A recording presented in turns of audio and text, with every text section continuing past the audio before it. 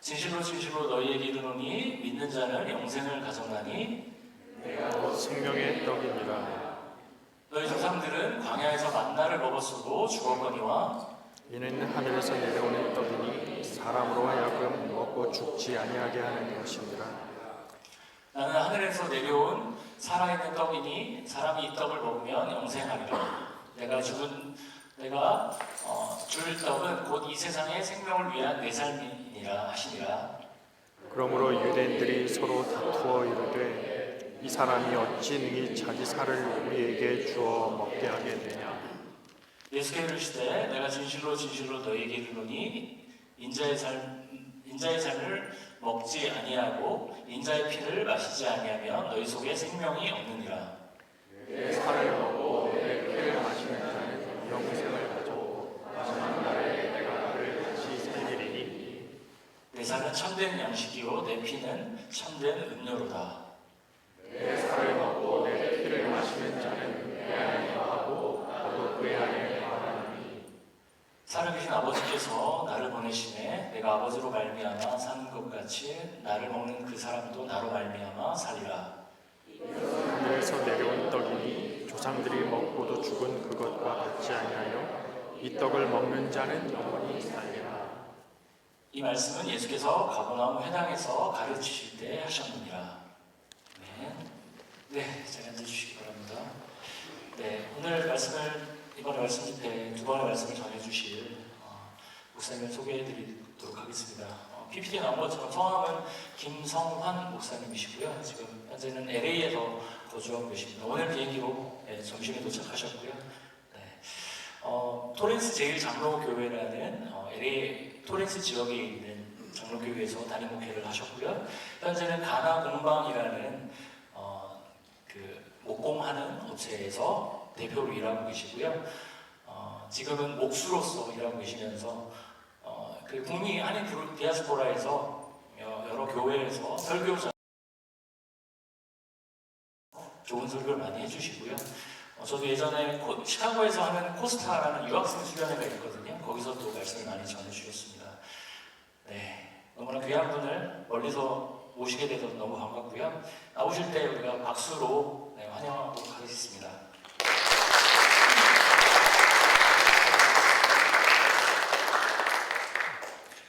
잘 들리십니까? 여러분 이렇게 만나 뵙게 돼서 너무 반갑습니다. 제가 밴쿠버를 참 좋아합니다. 밴쿠버에 와서 하는 소리가 아니고요. 제가 처음 밴쿠버에 온 게 2003년이었어요. 그때 밴쿠버에서 저 퀘벡까지 제가 혼자 차를 몰고 대륙횡단을 한 적이 있습니다.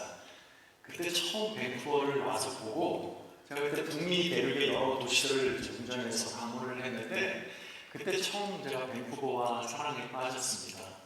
그래서 그때 생각하기를 만약에 나에게 초이스가 있다고 한다면 밴쿠버에 살고 싶다 그런 생각을 가졌다고 했어요.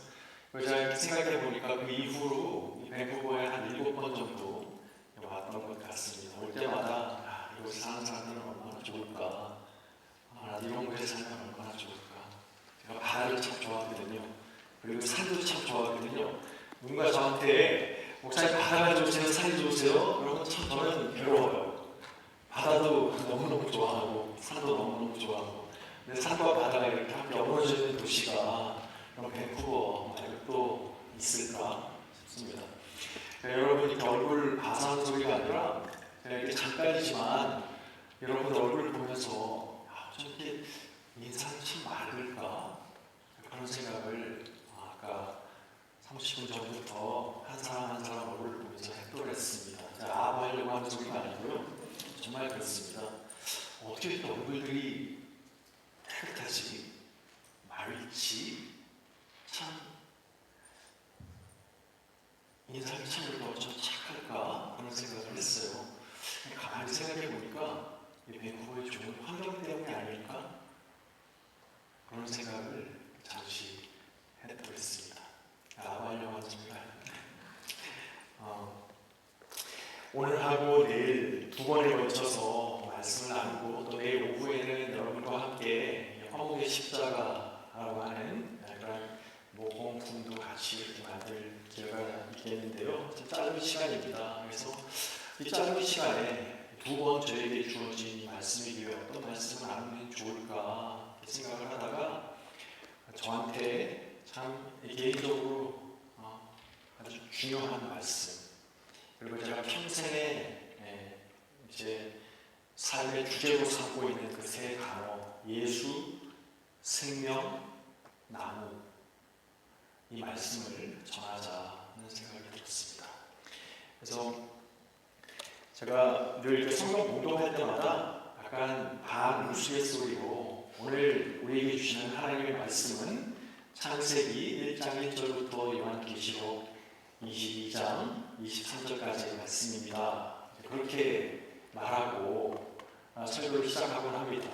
왜냐하면 이 설교라는 것이 한 본문을 뽑아서 그 본문만 가지고 설교하는 것이 아니라 사실 모든 설교는 창세기부터 요한계시록까지의 내용을 다 아우르고 있는 것이라고 할 수가 있겠죠. 그래서 늘 설교의 본문은 창세기부터 요한계시록까지입니다. 여러분도 오늘 좀 그런 마음으로 이 시간 함께 좀 말씀을 나눌 수 있으면 좋겠습니다. 잠깐 기도하고 시작했으면 좋겠는데요. 아버지 하나님, 이 시간 자리에 저를 세워주시면 감사합니다. 하나님께서 오늘 이 말씀으로 저를 붙잡아 주셨습니다. 그리고 이 말씀으로 저에게 생명 주셨습니다. 저는 늘 기억합니다. 아버지 하나님, 저를 살려주신 이 말씀을 이 자리에서 여기 계신 성도들과 함께 나누고자 합니다. 저에게 하셨던 것처럼 이 말씀 통해서 여기 계신 분들께 하나님 생명을 부어주시옵소서. 그리고 우리가 예수를 더 깊이 알게 하옵소서. 우리 이 말씀 통해서 우리가 하나님을 더 깊이 예배할 수 있게 하시고 이 말씀 통해서 우리 예수님을 더욱더 깊이 따르게 도와주시옵소서. 예수님의 이름으로 기도합니다. 아멘. 여러분, 성경이 66권이 있지 않습니까? 창세기부터 요한계시록까지. 근데 그 가운데 여러분 어떤 성경을 가장 좋아하십니까? 한번 오늘 좀 편안한 시간이니까 한번 좀 말씀해 보시겠어요? 한국말 한번 좀 얘기해 보면 좋겠습니다. 찬양팀에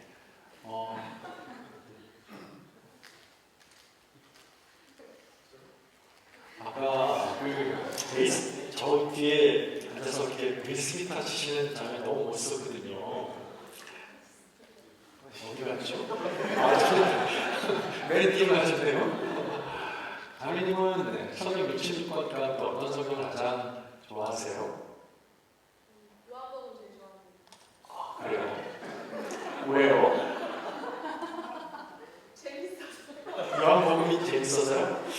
오케이. 또 다른 분 계세요? 전도서 좋아합니다. 왜 그럴까요? 그 말씀에 굉장히 공감하게 되는 어떤 면이 공감이 되세요? 허무함에 핫되고 그렇군요. 아, 재미네요. 또 다른 분도 좀 얘기해 볼까요? 어떠세요? 뭐 정답이 있는 거 아니니까요. 한번 말씀해 보세요. 한 명만 더 해볼까요? 네. 사무엘 하 좋아합니다. 사무엘. 아, 그러면 제 처음입니다. 사무엘 하. 사무엘 상도 아니고 사무엘 하입니까? 다윗이 저보다 힘들게 사는 것 같아요.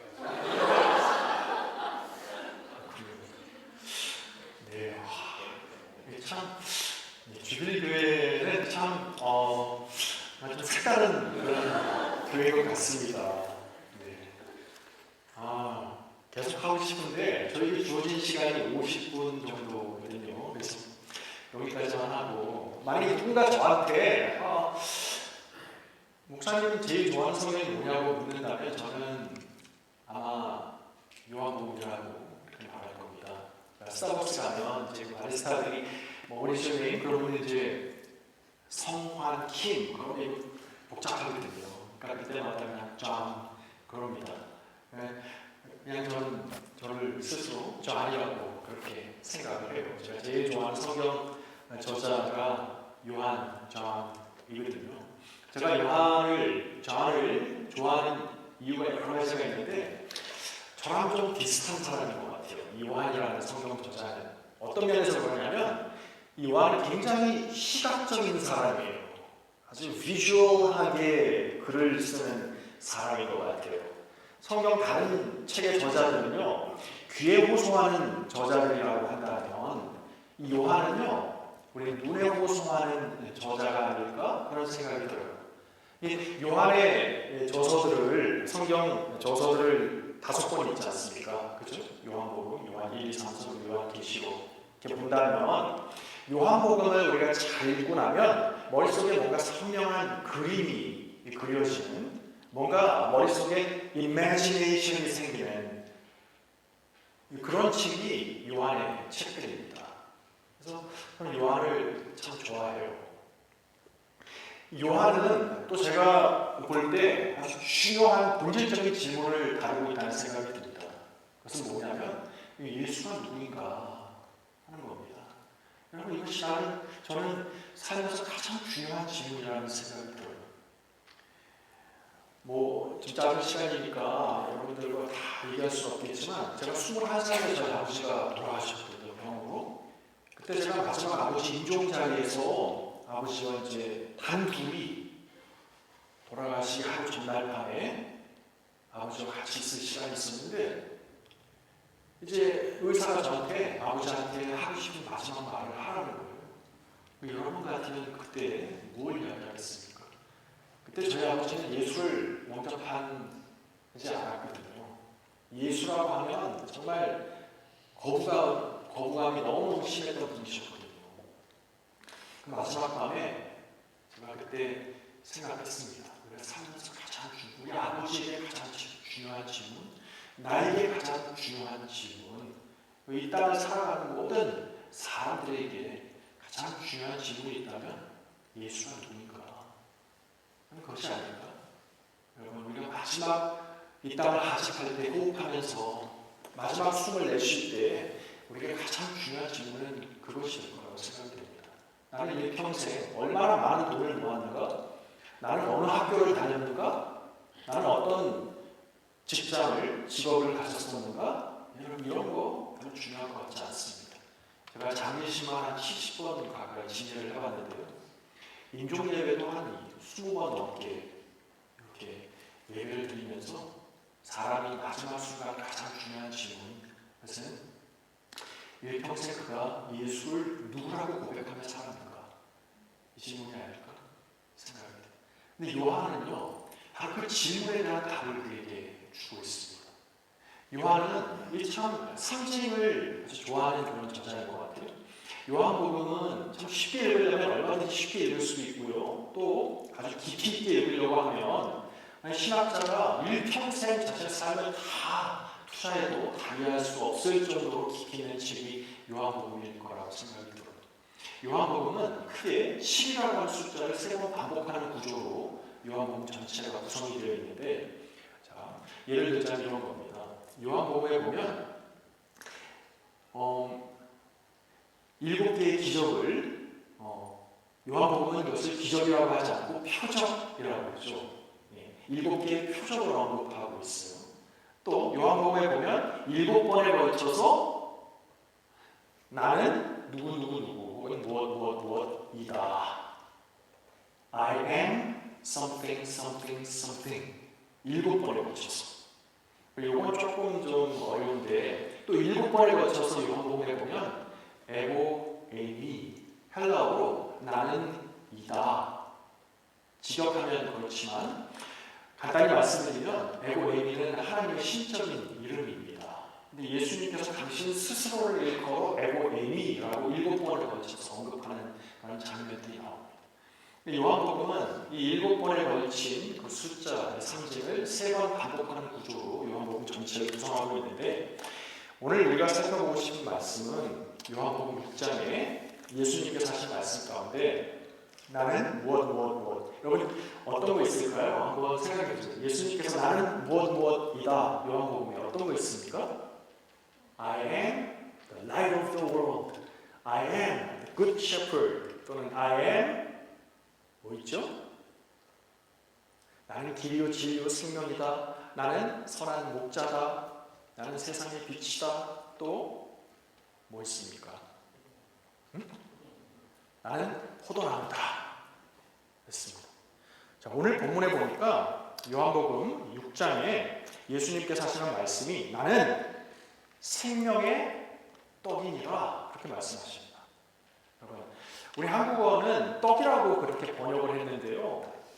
사실 좀 번역이 아쉽습니다. 왜냐하면 우리 한국 사람들에게 이 떡이라고 하는 것은 이것은 그냥 명절 때 먹는 그런 간식 같은 것이지 추석에 먹는 뭐 송편이라든지 뭐 개업식 때 가면 먹는 뭐 인절미 뭐 이런 거지 사실 우리 한국 사람들한테 이 떡은 주식은 아니지 않습니까? 그렇기 때문에 생명의 떡 그러면 그 원문에서 말하고자 하는 의미를 정확하게 파악해내고 있지 못하는 것 같습니다. 또 영어로는 어떻게 번역이 되어 있습니까? 나는 생명의 떡이니라 그 말씀이 영어 번역에 보시면 I am the bread of life. bread of life. 미국 사람들한테는 빵이 주식일지 모르겠지만 우리 한국 사람들에게는 빵이라는 것이 밴쿠버에도 파리바게트가 또여주가 있는지 모르겠습니다. 있겠죠? 없어요? 그렇군요. 예, 우리 한국 사람들한테는 빵은 주식이 아니에요. 근데 예수님께서 지금 나는 생명의 떡이니라 하는 이 말씀의 헬라어 원문에 보면 아톤이라고 하는 단어가 되었는데 이것은 예수님 당시에 먹지 않으면 안 되는 매일매일 먹는 예수님 당시에 사람들이 주식으로 먹었던 그러한 먹거리로서의 양식을 의미하는 것이죠. 그렇기 때문에 내가 곧 생명의 떡이니라 좀 더 정확하게 우리 한국어로 번역하자면 뭐가 좋을까요? 나는 생명의 먹거리니라 또는 나는 생명의 양식, 주식으로서의 양식이니라 그렇게 번역하면 어떨까요? 많은 그리스도인들이 예수님을 저 에페타이저로 여기며 살아가는 사람들이 있지 않습니까? 또 많은 사람들이 예수님을 그냥 하나의 후식, 메인 디쉬를 먹고 나서 그냥 먹어도 되고 안 먹어도 되는 그런 디저트 정도로 생각하며 사는 사람들도 많이 있지 않습니까? 근데 예수님은 우리에게 에페타이저가 아니고 디저트가 아니고 예수님은 우리의 메인 디쉬, 우리의 주식으로서의 양식입니다. 여러분 생각해보면 우리 사람들은 먹어야 생명이 유지되는 그러한 형태로 만들어졌습니다. 하나님께서 우리를 그렇게 창조하셨어요. 그죠? 생각해보면 하루 3끼를 또는 2끼를 먹어야 삽니다. 먹지 않으면 우리는 죽습니다. 그죠? 근데 생각해보면 사람만 먹고 사는 것이 아닙니다. 동물들도 먹어야 삽니다. 제가 멕시코 선교지에 가가지고 선교지에서 데려온 개 한 마리가 있어요. 근데 이 개가 처음에는 요만한 강아지였는데요. 지금은 65파운드짜리 이 개가 되었습니다. 얼마나 많이 먹는지 모릅니다. 그러니까 버는 거에 큰 포션을 이 강아지 먹이는 데 지금 쓰고 있는데요. 사람만 먹어야 사는 것이 아니라 멍멍이도 먹어야 삽니다. 멍멍이만 그렇습니까? 이 땅에 존재하는 모든 생명 있는 것들은 뭔가를 먹어야 사는 그런 구조로 만들어져 있습니다. 그래서 여러분 생각해 보시면 우리가 뭘 먹는다는 것은 생명이 있는 것을 먹는 것이죠. 우리가 먹는 모든 것은 한때 생명이었습니다. 그렇지 않나요? 생명이 아니었던 것을 우리는 먹지 않습니다. 그렇죠? 한때 살아있었던 것들, 어제 먹었던 삼겹살, 어제 먹은 김치, 어제 먹은 피자, 모든 것이 생각해보면 한때 살아있었던 생명이 있었던 것들입니다. 그 생명이 있던 것들을 우리는 섭취하는 것이죠. 그렇기 때문에 우리가 무언가를 먹는다는 것은 나의 생명을 연장시키기 위해서 나 아닌 다른 생명이 나를 위해서 희생되는 것을 의미하는 것이죠. 우리 인간도 사실 우리가 죽고 나면 무언가의 먹거리가 되도록 하나님께서 그렇게 창조하셨습니다. 사람이 죽으면 흙이 되지 않습니까? 흙이 된다는 것이 뭘 의미하는 것입니까? 우리는 땅속에 파묻혀서 땅속에 있는 수많은 미생물의 먹거리가 되는 그러한 에코시스템의 일부분이 되도록 하나님께서 우리를 창조하셨다는 것입니다. 그렇죠? 우리가 살아있을 동안에 다른 동물과 식물을 섭취하여 그들의 생명 희생으로 말미암아 나의 생명이 유지되었던 것처럼 나도 죽음을 맞이하게 되고 나면 또 다른 생명의 먹거리가 되도록 그렇게 하나님께서 이 자연 에코시스템을 만드셨다는 것입니다. 그런데 우리 예수님께서 나는 곧 생명의 양식이니라 그렇게 말씀하시면서 자 50절 말씀을 한번 보세요.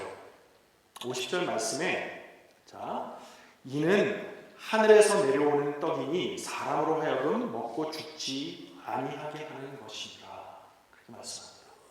자, 여러분 여기서 이제 제가 한번 질문을 드려볼게요. 여기서 이는은 무엇 또는 누구일까요? 영어로는 this is 혹은 here is 이죠. 우리 한국어에 50절 이는 하늘에서 내려오는 떡이니 사람으로 하여금 먹고 죽지 아니하게 하는 것이니라 할 때 여기서 이는이 누구 혹은 무엇일까요? 생각해 보십시오. 하늘에서 내려오는 떡 이건 뭘까요?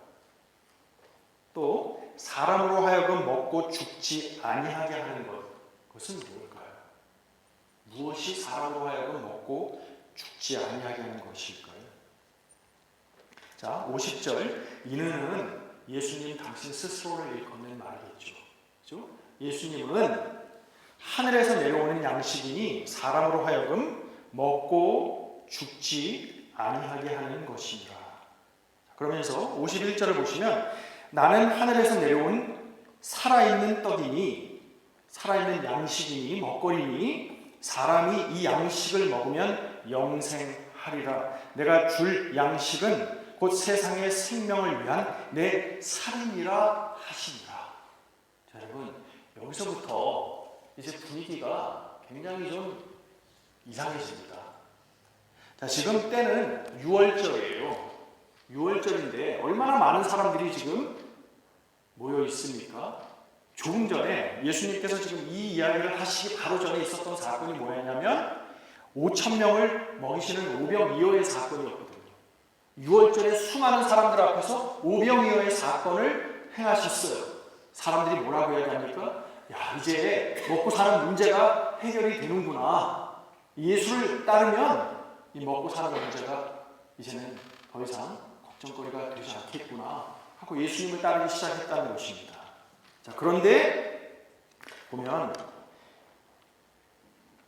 예수님께서 정말 기회가 왔잖아요. 당신을 드러낼 수 있는 많은 사람들을 제자 삼을 수 있는 그런 기회가 왔는데 예수님께서 뭐라고 말씀하시냐면 나를 먹으면 나를 마시면 영원히 줄이지 아니하고 목마르지 아니할 것이다. 여기서부터 이제 예수님에 대한 오해가 생겨나기 시작했다는 것입니다. 잘 나가시다가 언어 선정을 잘 하셔야 될 텐데 이 좋은 기회에 예수님께서 제 식인종 같은 말씀을 하시는 거예요. 내 살을 먹어라. 내 피를 마셔라. 내 살을 먹으면 내가 죽지 아니할 것이다. 내 피를 마시면 내가 목마르지 아니할 것이다.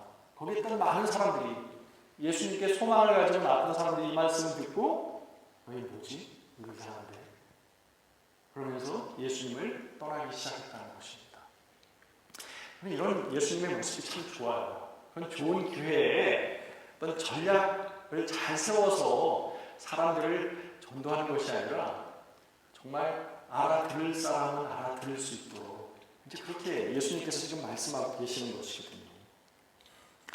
자, 52절에 거기에 있던 유대인들이 이렇게 반응을 합니다. 유대인들이 서로 다투어 이르되 이 사람이 어찌 능히 자기 살을 우리에게 주어 먹게 하겠느냐.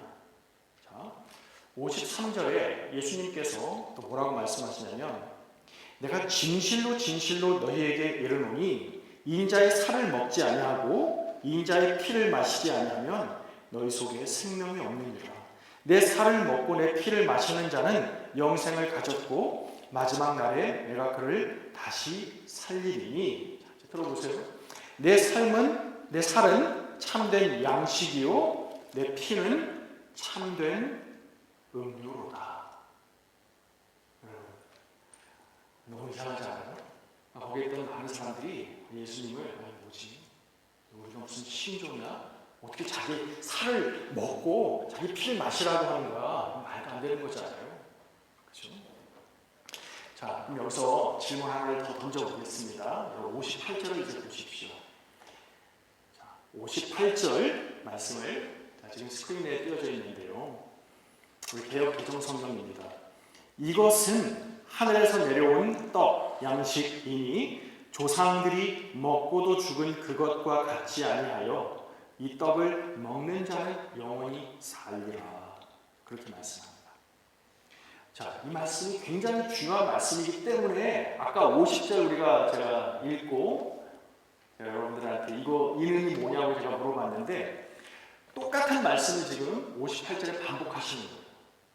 그죠? 그런데 여러분 한번 생각해 보세요. 58절에 그럼 이것은 하늘에서 내려온 떡이니 조상들이 먹고도 죽은 그것과 같지 아니하여 이 떡을 먹는 자는 영원히 살리라 할 때 이것은 뭘까요?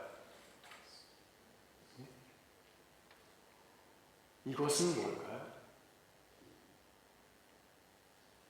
자, 왜 한국어 번역에 이것은 그렇게 되어 있으니까 마치 이것이 그냥 하나의 thing, 하나의 어떤 object인 것처럼 그렇게 느껴지지 않습니까? 근데 원문에 보면 그냥 this입니다. 아까 50절과 마찬가지로 this예요. Here is입니다. 그러면 여기서 58절에 이것은 하늘에서 내려온 양식이니 예수님이 지금 이것을 누구라고 지금 묘사하고 있는 걸까요? 무엇으로 묘사하고 있는 걸까요? 당신 스스로를 지금 일컫는 말입니다. 아까 50절과 똑같이.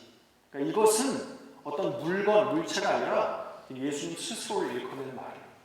여기 요한이 이러한 문학적인 기법을 즐겨 사용합니다. 예를 들면 요한복음 3장에서 보면 예수님께서 유대인들하고 무슨 대화를 나누시냐면 이 성전을 헐라 내가 3일 만에 다시 지을 것이다. 그러자 그 자리에 있던 유대인들이 뭐라고 이야기를 합니까?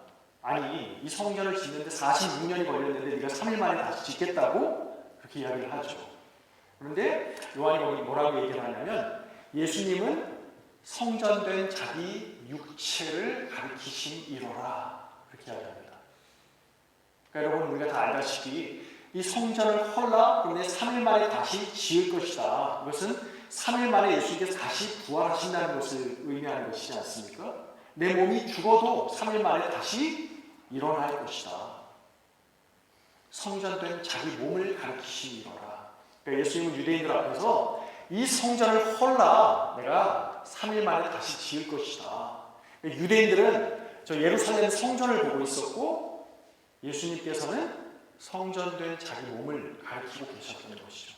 유대인들과 예수님 사이에 동상이몽이었던 것입니다. 서로 바라보는 대상이 달랐던 것이죠. 여기서도 마찬가지입니다. 이것은 하늘에서 내려온 떡이니 할 때 유대인들은 이것을 다른 것으로 생각했을지 모르지만 예수님은 이는 하늘에서 내려온 양식이니 조상들이 먹고도 죽은 그것과 같지 아니하여. 자, 여러분 혹시 조상들이 먹고 죽은 그것이 뭘까요? 조상들이 먹고 죽은 그것. 유대인들은 자연스럽게 지금 6월절이잖아요. 예? 6월절 절기 그러면 출애굽 광야를 생각하지 않았겠습니까? 출애굽 40년 광야에서 이스라엘 백성들이 뭘 먹고 살았죠? 만나와 메추라기를 먹고 살았잖아요. 그러니까 거기에 있던 유대인들은 자연스럽게 하늘에서 내려온 양식, 하나님께서 하늘에서 내려주신 그 만나, 메추라기를 떠올렸겠죠. 그리고 조상들이 먹고 죽은 그것. 출애굽 광야의 그 조상들이 먹었지만 만나와 메추라기는 영생을 주는 양식은 아니었잖아요. 그거 먹어도 다시 배고팠잖아요. 그러니까 거기 있던 유대인들은 생각하기를 하늘에서 내려온 떡이니 조상들이 먹고도 죽은 그것 하면 지금 만나를 얘기하는구나 라고 생각했을 것입니다. 그런데 예수님께서는 오늘 본문을 자세히 보시면 하늘에서 내려온 떡이니 조상들이 먹고도 죽은 그것. 자, 여러분, 여기서 지금 예수님은 굉장히 중요한 이야기를 하려고 하시는 것입니다. 여기서 이 조상은 누굴까요? 조상들이 먹고 죽은 그것 할 때 이 조상이 누굴까요? 유대인들은 출애굽 광야의 그 조상들을 생각했을 것입니다. 그죠? 예수님은 더 나아가서 생각해 보세요. 조상들이 먹고 죽은 그것. 제가 지금 그냥 거두절미하고 시간상 그냥 말씀드릴게요. 예수님은 지금 어쩌면 인류의 조상이라고 일컫는 아담과 하와를 언급하고 계시는 것이 아닐까요? 이 성전을 허나 예루살렘 성전이 아니라 성전된 자기 육신을 가리키시느라 최고 광야의 그 조상들이 아니라 인류의 조상으로 일컬어졌던 아담과 하와, 조상들이 먹고 죽은 그것, 먹고도 죽은이 아니라 더 정확히 번역하자면 먹었기에 죽을 수밖에 없었던 그것, 먹었으나 죽을 수밖에 없었던 그것과 같이 아니하다. 그렇다면 여러분, 아담과 하와가 먹고 죽은 그것은 뭘까요? 아담과 하와가 먹었기 때문에 죽을 수밖에 없었던 그것은 뭘까요? 선악을 알게 하는 나무의 열매, 선악과가 아니었을까요? 이 떡을 먹는 자는 영원히 살리라. 예수 당신을 먹고 마시는 자는 이 선악과를 먹고 죽은 아담과 하와가 먹고 죽은 그 선악과와 같지 아니하여 이 양식을 먹는 자는 영원히 살리라. 지금 그렇게 말씀하고 계시는 것입니다. 예수님 지금 무엇을 말씀하고자 하는 걸까요? 나는 하늘에서 내려온 양식이다. 하나님께서 보내주신 양식인데 나는 아담과 하와가 먹고 죽은 그 선악과와 같지 아니하여 나를 먹는 자는 영원히 살 것이다. 여러분, 먹고 영원히 사는 나무의 열매가 뭘까요? 선악과의 열매는 먹으면 죽는 열매입니다. 먹고 죽은 열매. 먹었으나 죽을 수밖에 없는 열매. 그렇지만 먹으면 영원히 살게 되는 나무의 열매는 뭘까요? 창세기 2장과 3장을 우리가 읽어보면 에덴 동산에는 여러 나무가 있었습니다. 그죠? 그리고 동산 중앙에는 두 그루의 나무가 있었다고 창세기는 언급합니다. 하나는 선악을 알게 하는 나무의 열매, 선악과였죠. 또 하나는 무엇입니까? 생명나무였습니다. 선악과는 창세기 3장 이후에 성경 이후에 어디에도 다시 언급되지 않습니다. 그죠?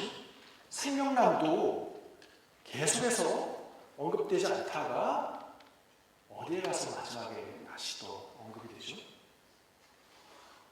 요한계시록. 그죠? 맨 마지막에 다시 나옵니다. 자, 그런데 여러분 생각해보면 이 창세기에 아담과 하와가 있었던 에덴 동산에 선악과도 있었고 생명나무도 있었는데 저는 오랫동안 참 궁금한 게 그거였어요. 아니, 공평하신 하나님께서 정말 공정하시다면 아담과 하와에게 선악과를 먹지 말라고 경고하시는 것만큼 선악과를 먹으면 정령 죽으리라 라는 언급은 창세기에 기록이 되어 있는데 왜 반대로 생명나무의 열매를 먹으라 그리하면 내가 뭐예요? 정령 살리라. 그 말씀을 왜 하지 않으셨을까? 그죠? 공평하시려면 선악과에 대한 경고뿐만 아니라 생명나무 열매를 먹도록 그렇게 인커리지하는 말씀도 하셔야 되는 건 아닙니까? 그죠? 근데 생명나무에 대한 언급은 없어요. 저는 그게 오랫동안 참 궁금하고 이해가 잘 안 됐거든요. 여러분, 우리가 자녀를 키워보시는 분들은 알겠지만 저도 딸 둘을 키우는데요. 그 자녀를 키우면서 네거티브 리인포스먼트보다 파지티브 리인포스먼트가 더 효과적이고 중요하잖아요. 그죠? 이거 하면 안 돼? 하면 아이들 마음속에 반발심이 생기는 마련인데 이거 하면 안 돼? 대신 그 대안으로 이거 하면 더 좋은 거야. 그래서 이거 안 돼라고 하는 대신 하는 만큼 대신 이거를 하는 거야 라고 파지티브 리인포스먼트 하는 것이 교육이 중요하다고 하지 않습니까? 참 하나님께서도 아담과 하와에게 이거 절대로 먹으면 안 돼 라고 말하신 다음에 대신 생명나무 열매가 있어. 이걸 먹으면 내가 영원히 살 거야 라고 말씀하시면 얼마나 좋았을까. 그죠? 이건 저의 그냥 제 신학적인 상상인데요. 여러분도 공감하시는지 한번 생각해 보세요. 어쩌면요, 아담과 하와는 이미 생명나무의 열매를 매일매일 먹는 삶을 살고 있지 않았을까요? 네? 여러분, 선악과 그 나무 열매 자체에 어떤 독성이 있어가지고 그 열매를 먹으면 죽는다는 의미였을까요?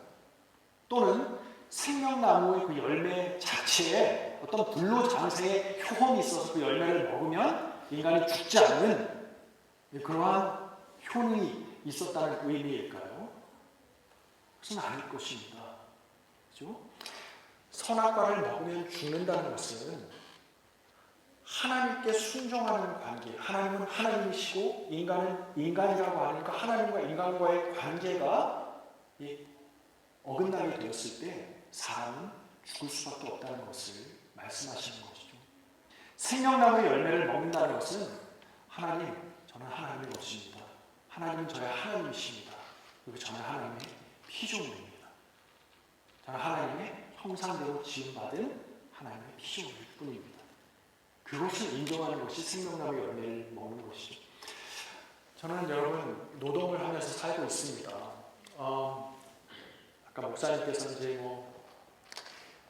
토렌스 제일장로교회 또 가나건강 업체 대표 이렇게 말씀하셨지만 사실 업체라고 할 것도 없어요. 그냥 조그마한 공간이고요. 대표라고 할 것도 없습니다. 그냥 저 혼자 일해요.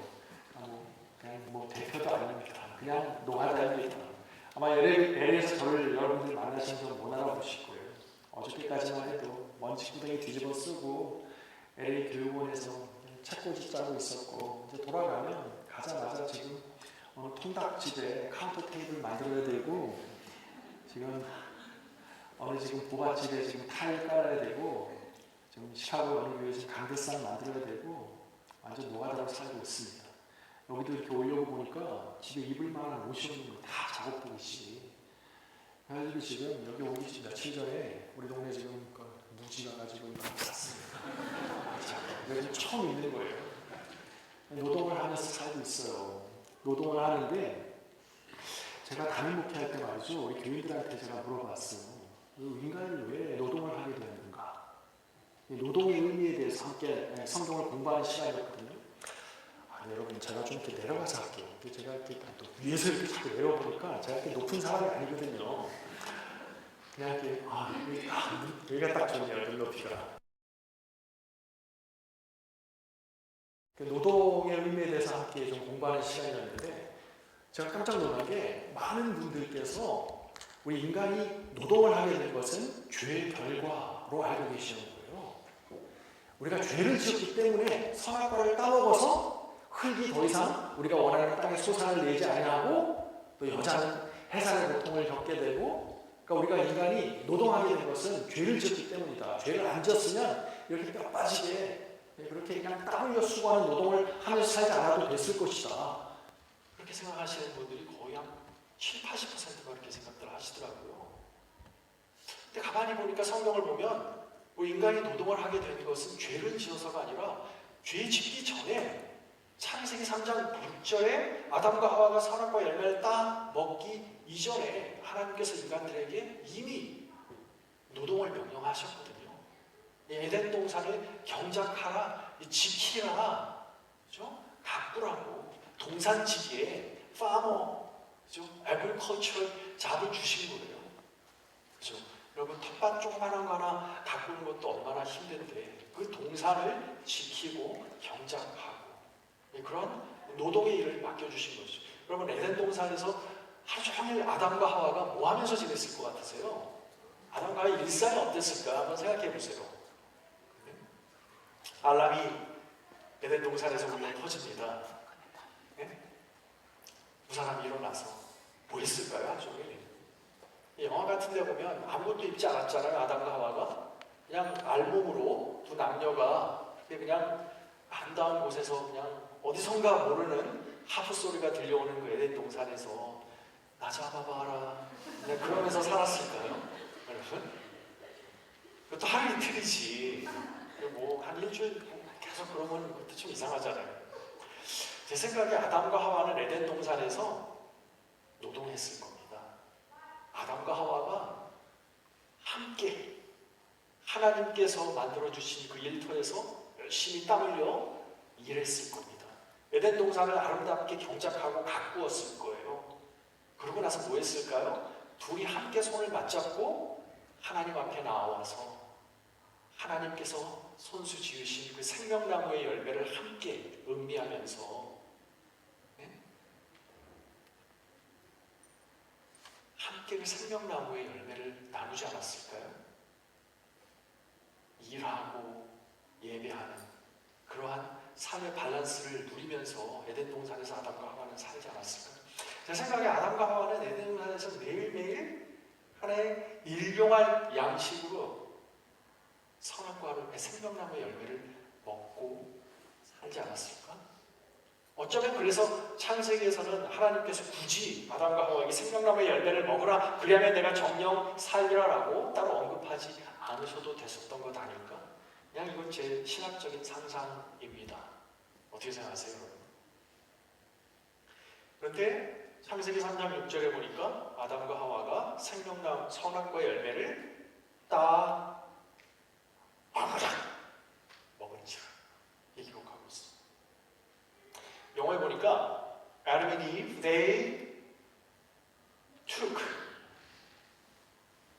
from the fruit of the good and Eve, the knowledge of good and evil, they took and ate of it. took and ate. 한국말에 따 먹은지라 되어 있습니다. 창세기 3장 6절입니다. 인간에게 가장 큰 비극을 안겨준 그 두 동사 따 먹다 took and ate 그 두 동작 때문에 인류의 역사에 비극이 찾아오게 된 것이죠. 여러분 거기에서부터 죄의 역사가 시작이 되었다고 성경은 우리에게 알려주고 있습니다.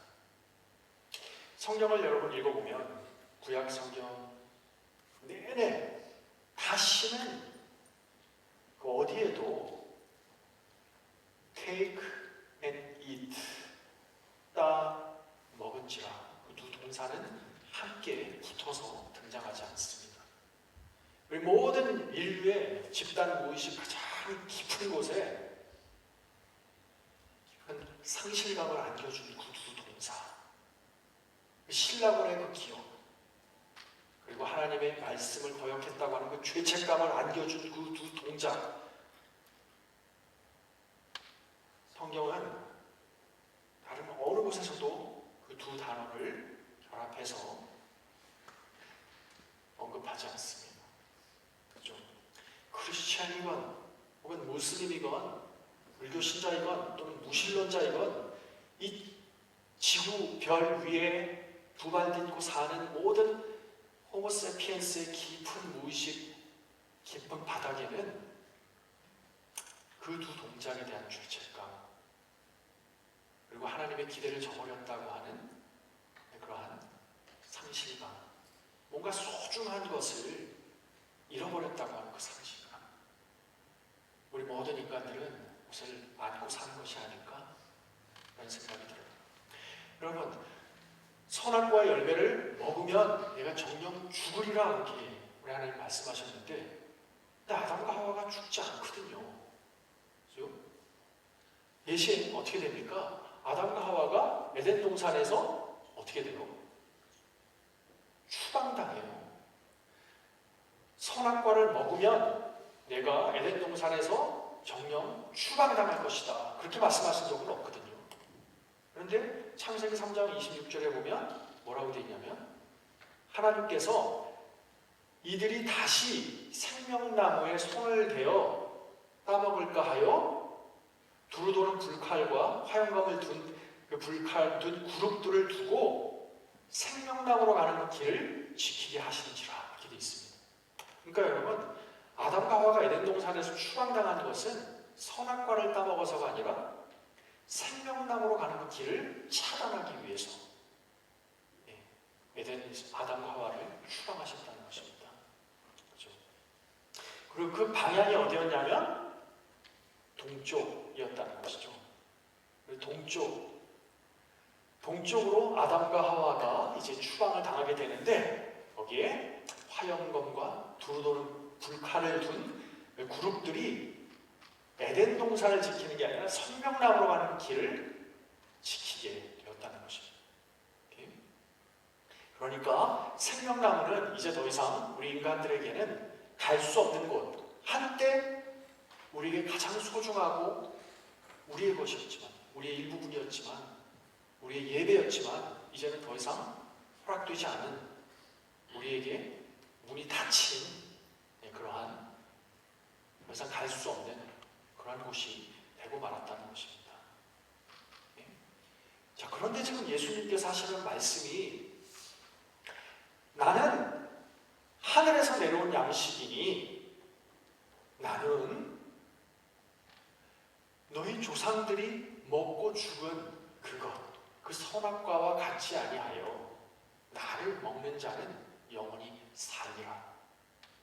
내 살을 먹고 내 살을 마시라. 그리하면 내가 정녕 살리라. 그렇게 말씀하세요. 예수님 뭘 말씀하시고자 하는 걸까요? 여러분, 예수님께서 십자가에 달려 돌아가신 것이 금요일 아침 9시였다고 하죠.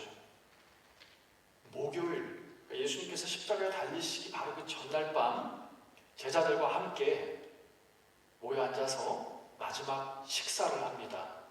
그렇죠? 최후의 만찬이라고 하죠.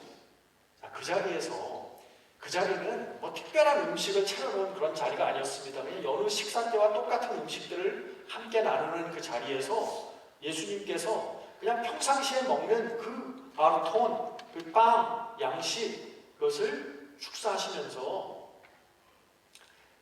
뭐라고 말씀하십니까? 성경에 보면 예수님께서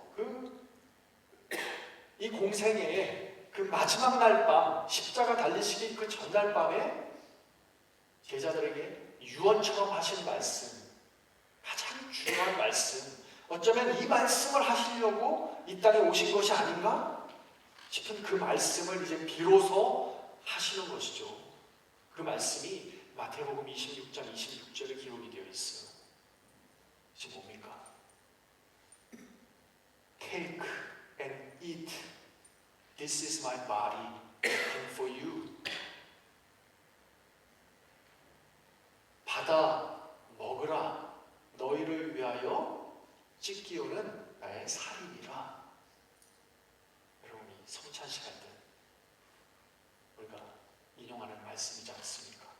마태복음 26장 26절에 예수님께서 마치 유언처럼, 마치 이 말씀을 하시기 위해서 베들레헴 마구간에 오셨던 것이냐, 그 말씀을 하시는 거예요.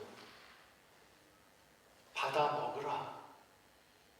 자, 빵을 떼시면서 받아 먹으라. 이것은 너희를 위하여 주는 내 살이니라. 아까 말씀드렸죠? 지금 다시 동상이몽인데 요한은 지금 이 떡을 먹으라는 게 아니에요. 나를 먹으라.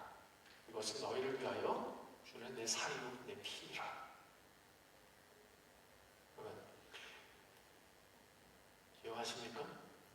Take and eat me. This flesh, this body is your food, broken for you. Take and drink my blood. 지금 예수님께서는 창세기 3장 6절에 그 말씀을 하고 계시는 게 아닐까요? 나를 따 먹으라. Take and eat. 받아 먹으라. 나를 따 먹으라는 겁니다. 아까 말씀드렸던 것처럼 take and eat. 어디에도 같이 등장하지 않았던 우리 인간들에게 가장 깊은 트라우마와 상실감과 죄책감을 안겨준 그 두 동사를 예수님께서 의도적으로 지금 다시금 십자가 달리시기 전날 밤 하시는 것이죠. 나를 따먹으라. 마치 그것을 위해서 이 세상에 온 것인 것처럼. 여러분 예수님이 무슨 말씀을 하고 계신 걸까요? 예수님은 지금 에덴 동산에서 아담과 하와가 더 이상 갈 수 없었던 그 생명나무로 가는 그 길, 그 생명나무가 당신 자신이었다고 지금 말씀하고자 하는 것은 아닐까요?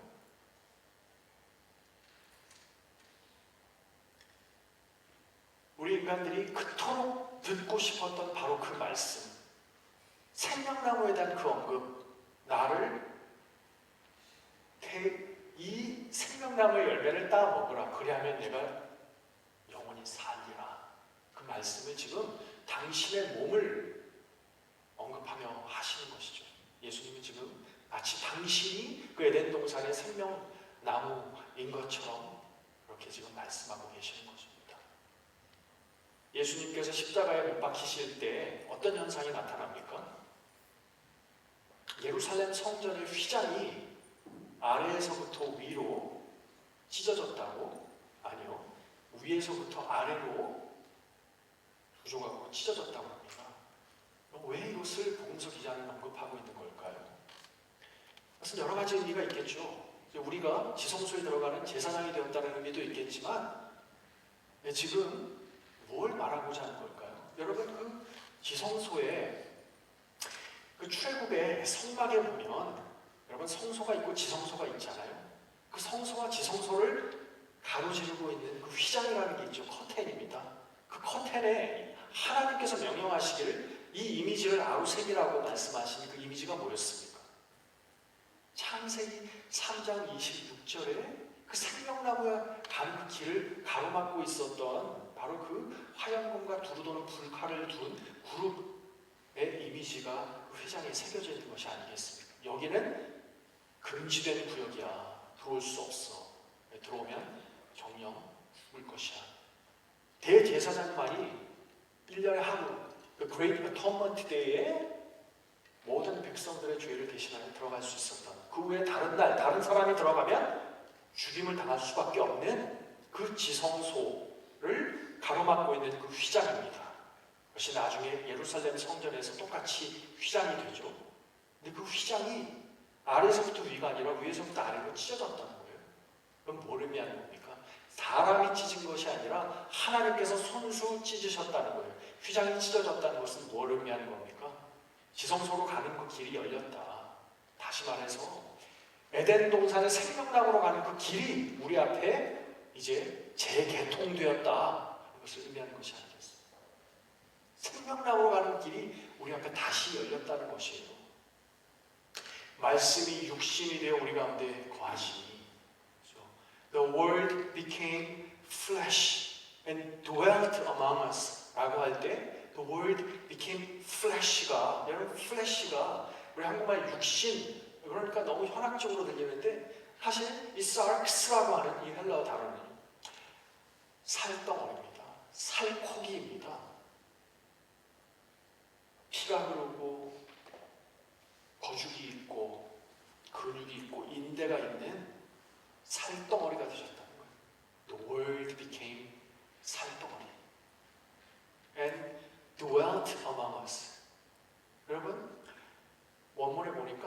에스케노슨이라고 하는 그 헬라어 단어가 쓰여져 있는데 이것은 우리 가운데 말씀이신 분이 사약이 되셔서 먹거리가 되셔가지고 에스케노슨이라는 그 말은요 단순히 dwell, 거주하다는 의미뿐만 아니라 장막을 치셨다. 출애굽 광야에서 이스라엘 백성들이 성막을 치는 그것이 그 행위가 에스케노스입니다. 하나님께서 우리 가운데 장막을 치셨다는 거예요. 뭘 의미하는 겁니까? 여러분, 예수님께서 친히 우리 가운데 성전으로 오셨다는 것입니다. 여러분, 이스라엘 백성들이 출애굽 광야에서 이동할 때마다 성막이라는 것은 그 포러블 템플이잖아요. 이동식 성전이에요. 그죠? 자, 이동할 때마다 이제 다시 다 싸가지고 다른 데 가서 다시 피고 그러면 동서남북으로 세 지파씩 또 자리를 잡고 그러지 않습니까? 근데 하나님께서 명령하시기를 늘 그 성막으로 들어가는 입구는 동쪽을 향하도록 했다는 것입니다. 그건 뭘 의미하는 걸까요? 이 성막이 바로 그 에덴 동산을 형상화한 것이라는 의미가 아니겠습니까? 그 성막, 그 들어가는 그 지성소의 그 문이 우리 앞에 예수님의 그 죽으심으로 말미암아 우리 앞에 재개통되었다는 것입니다. 그렇기 때문에 여러분, 저 십자가를 보시면 저 십자가에 한번 상상을 좀 해보세요. 2000년 전 그 골고다 언덕에 저 십자가가 서 있고 십자가에 한 사람이 매달려 있습니다. 한 사람이 나무에 매달려 있습니다. 여러분, 나무에 매달린 것은 열매여야죠. 그런데 나무에 사람이 열려 있습니다. 마치 열매처럼.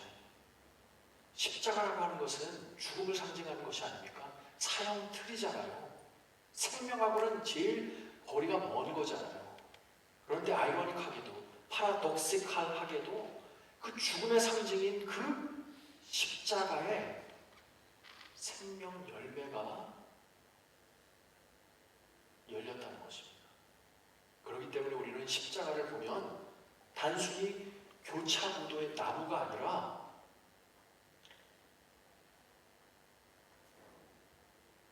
생명나무의 열매로 달려 계신 예수 그리스도를 보게 되는 것이죠. 이것이 예수님의 마음입니다.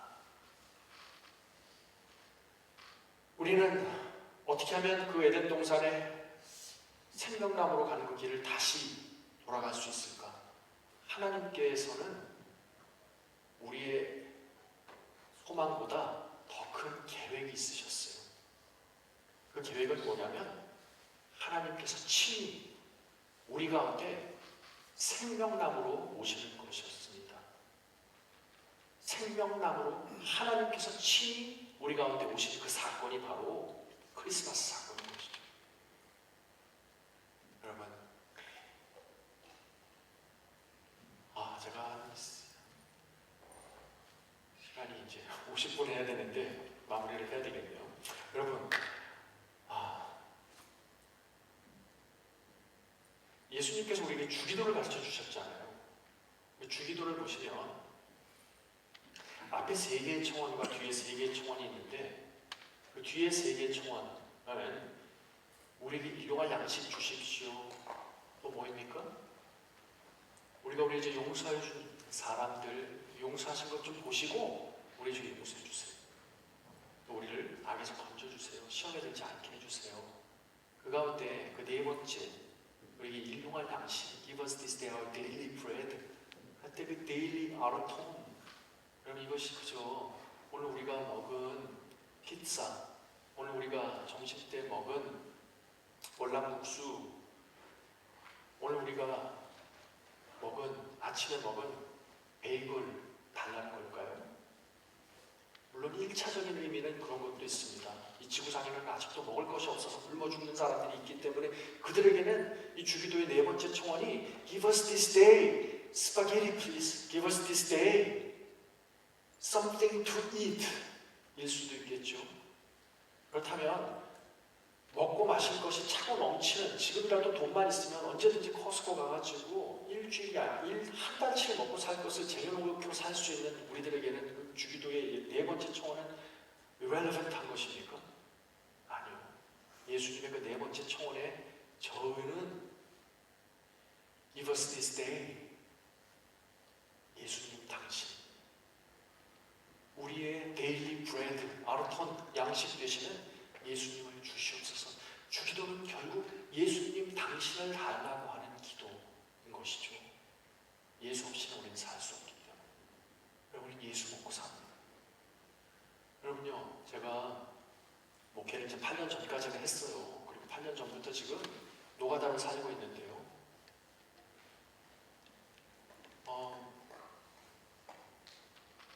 제가 제일 많이 하는 말이, 우리 와이프가 저한테 그래요. 왜 자꾸 그 말을 많이, 너무 제가 아주 그냥 무의식적으로 그 말을 많이 한다는 거예요. 그냥 생각해보니까 정말 그런 것 같아요. 이게 무슨 말이냐면, 먹고 사는 게 너무 힘들어. 먹고 살기 힘들어. LA에 사는데 제가, LA가 지금 물가가 미국에서 지금 샌프란시스코 다음이 LA예요. 그리고 뉴욕이래요. 그래서 지금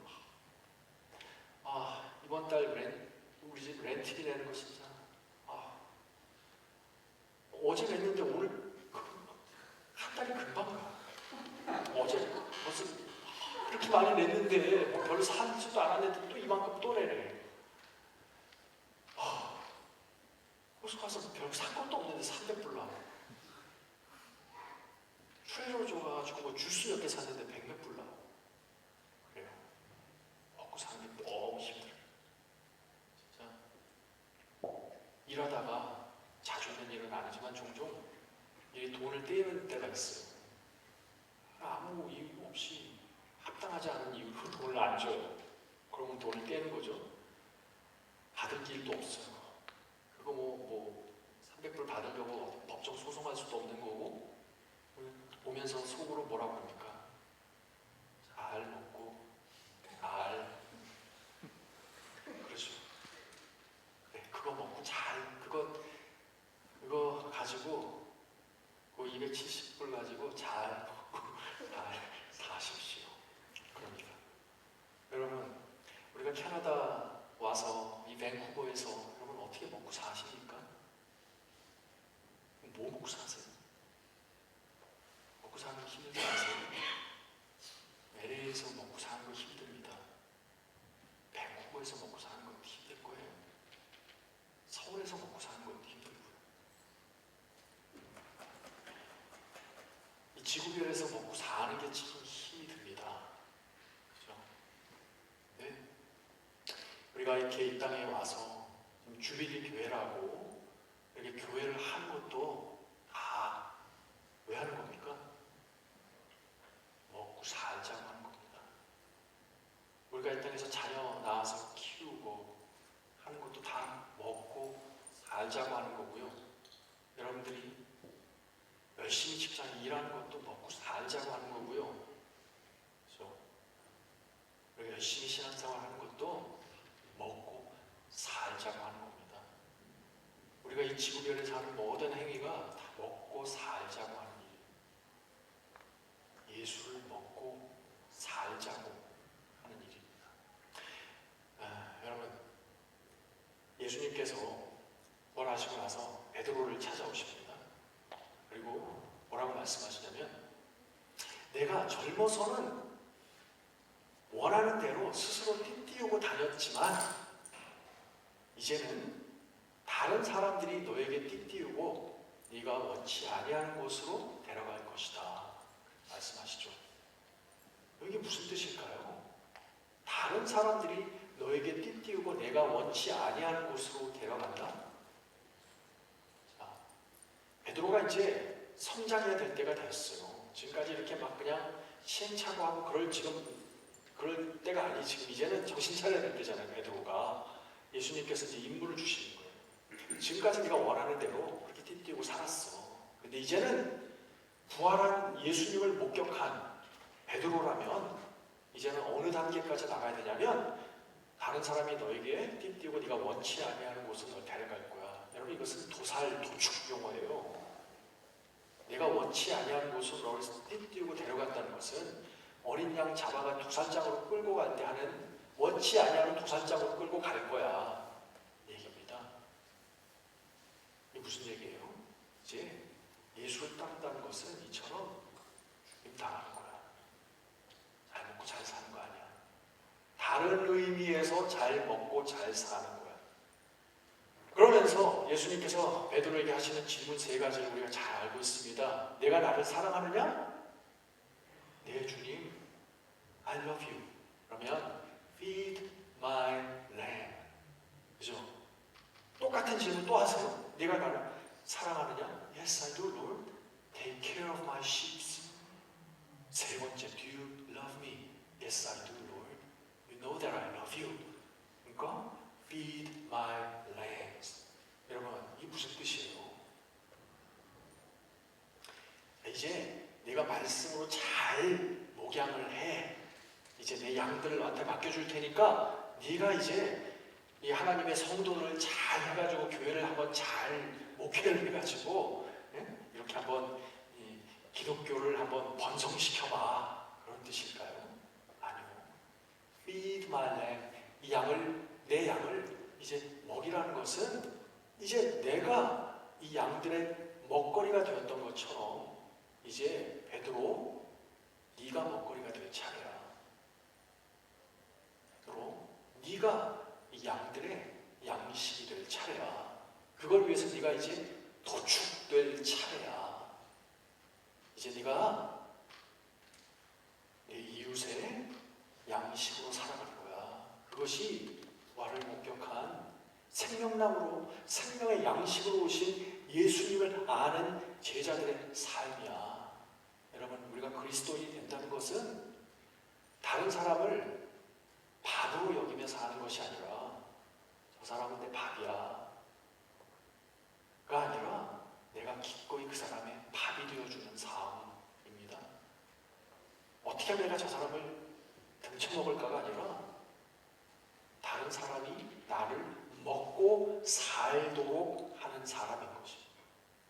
그래서 내가 있어서 그 사람이 잘 먹고 잘 살게 돕는 사람인 것이죠. 나로 말미암아 그가 예수를 잘 먹고 잘 살도록 도와주는 사람. 예수님께서 우리에게 생명나무로 오셨던 것처럼 이제는 우리가 생명나무가 되는 겁니다. 여러분, 창세기에서는 2장에서는 생명나무가 하나였잖아요. 요한계시록은 12그루가 가로수로 세워져 있대요. 여러분과 저 우리 모두가 다 작은 예수들, 생명나무로 이 땅 사는 겁니다. 나로 말미암아 내가 가는 곳마다 생명나무가, 생명이 번성하게 되는. 여러분, 저는 C.S. 루이스의 그 Chronicles of Narnia를 참 좋아해요. 책 꼭 읽어보십시오. 여기 보면 참 인상적인 장면이 그 아슬란이라고 하는 사자가 나오지 않습니까? 읽어보셨죠? 그 사자가, 아슬란이 이제 예수님을 상징하는 거예요. 근데 이렇게 아슬란이 이제 사자니까 이렇게 네 발로 없어서 이렇게 다릴 거 아니에요? 그럼 이렇게 뒤에서 보니까 아슬란이 가는 곳마다 뒤에 그 발자국에 꽃이 피는 거예요. C.S. 루이스가 예수님을 그렇게 묘사를 했어요. 그러니까 예수는 누구인가? 발 딛는 곳마다 생명이 웅돋는 그러한 존재인 거죠. 여러분, 죽음이 만연한 이 세상에 우리 그리스도인들, 저와 여러분은 어떤 사람들이냐면 우리가 가는 곳마다 죽어가는 것이 살아나게 되는. 여러분, 이 주빌리 교회가 정말 이렇게 좋은 교회 이름이 어디 있어요? 주빌리 교회. 죽어가는 사람들이 이 교회에 오면 우리로 말미암아 정말 사라지는 교회. 사라지는 게 아니라 살아지는 교회가 되는 거죠. 여러분, 그렇습니다. 저는 늘 삶의 중요한 결정을 해야 될 때마다 이렇게 할까 저렇게 할까 그 기준이 있어야 될 거 아니에요. 사람이 이렇게 하면 더 나한테 수익이 많아질까? 가 아니라 이렇게 하면 내가 더 유익이 클까? 이렇게 하면 어떻게 선택하는 기준이 있어야 되잖아요. 저는 좀 그때마다 제가 어떤 결정을 해야 될 때 기준으로 삼고자 하는 게 있는데, 이게 뭐냐면 내가 이렇게 선택하는 것과 이렇게 선택하는 길이 지금 내 앞에 있는데 어떻게 선택하는 것이 생명을 도모하는 선택일까? 어떻게 하는 것이 더 살려지는 길일까? 그렇게 생각해 보면 아주 답이 명백해지는 때가 많이 있더라고요. 여러분, 우리가 예수의 사람이 된다는 것은 생명의 사람인 겁니다.